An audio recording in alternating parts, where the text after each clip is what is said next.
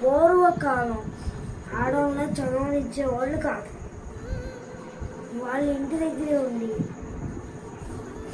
పనులు చేసి పెడితే చాలు అనుకునేవాళ్ళు. అంతేకాదు అనేక దురాచారాలు కూడా ఉండేవి. కొన్ని ఊళ్ళల్లో అయితే భర్త చనిపోతే భార్యని కూడా మంటలో వేసి కాల్చేసేవాడు. చిన్న చిన్న పిల్లలకి పెళ్ళిళ్ళు చేసేవాడు. ఇట్లాంటి అనేక దురాచారాలు కూడా ఉండేవి.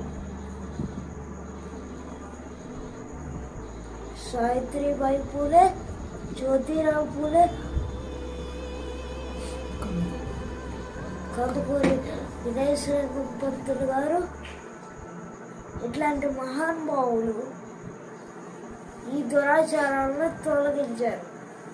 ఆడవాళ్ళకు చదువు చేపించారు, బళ్ళు కట్టారు.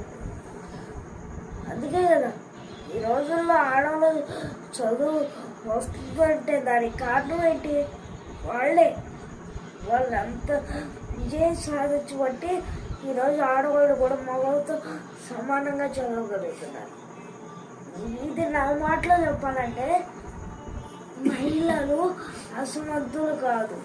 వాళ్ళు అన్ని రంగాల్లోనూ పురుషులతో సమానంగా రాణించగలరు.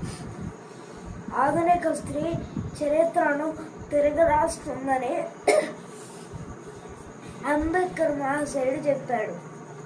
ఒక గృహిణి అర్ధరాత్రి ఒంటరిగా తిరగగలిగినప్పుడే మన దేశానికి నిజమైన స్వాతంత్రం అన్నారు మహాత్మా గాంధీ.